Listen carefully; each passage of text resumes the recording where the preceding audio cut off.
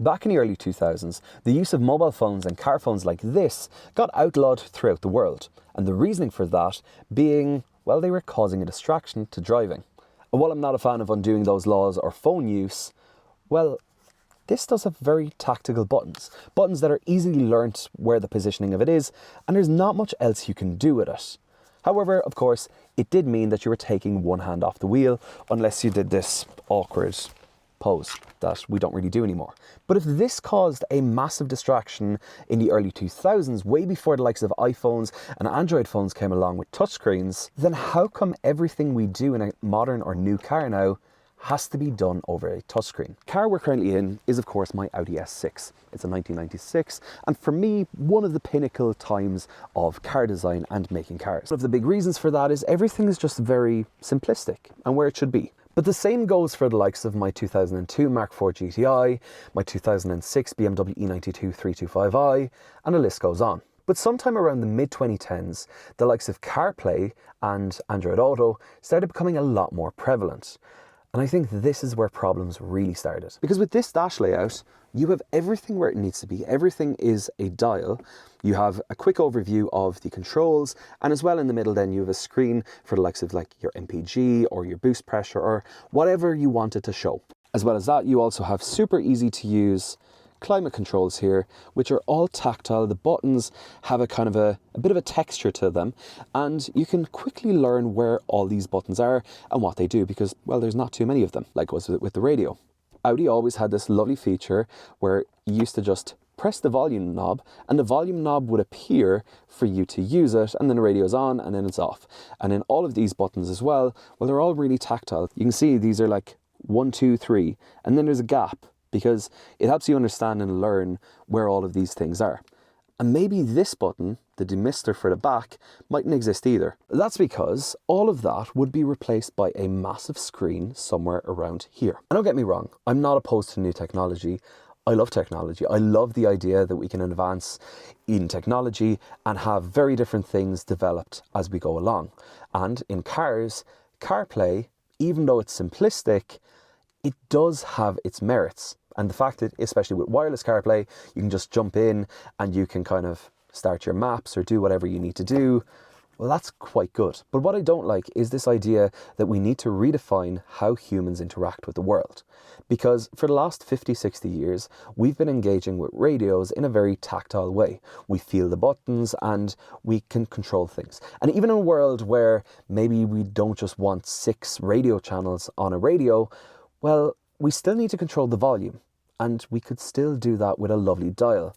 Likewise for climate control, yes, these started off with just sliders, then they became dials, and then they became button presses, and now all of that's integrated a lot of the time into a button on the touchscreen that then opens another setting. And sometimes that's hard to find, or it's hard to navigate back from where you were. And before you start thinking that I sound like the biggest cranky old fart, the reason I'm actually making this video is because it's something that's come to annoy me quite a lot, because it's something the brands are doing pretty much out of cost saving.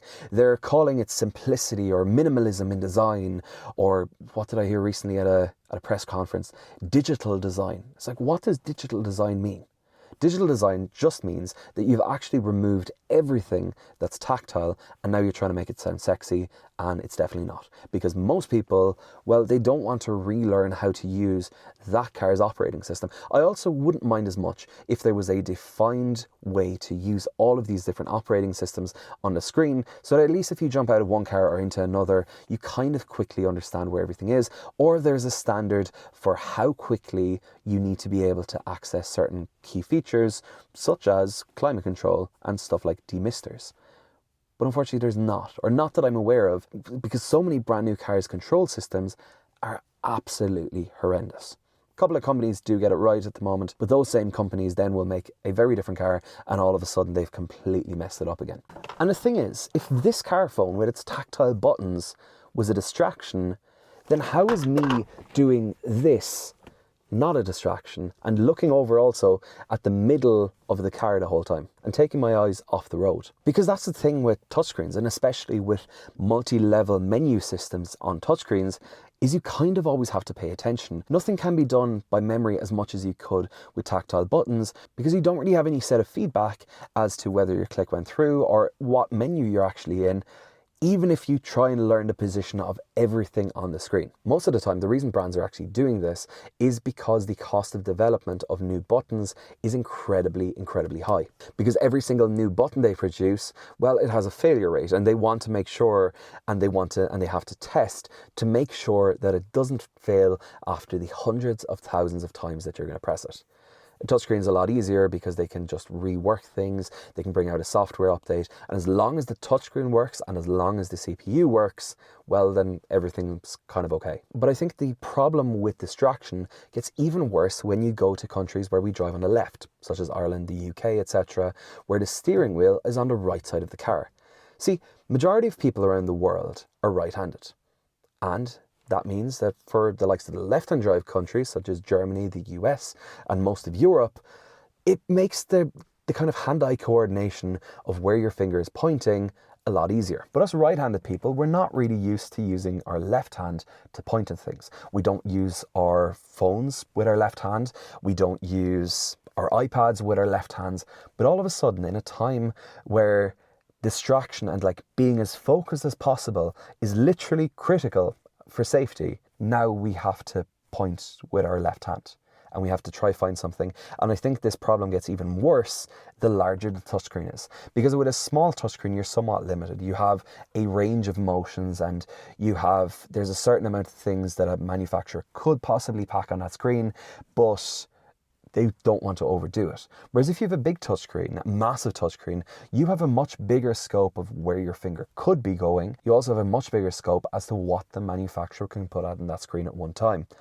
And you'd think, maybe, just maybe, they'd put the key stuff, they'd be like, let's keep this full time on the screen.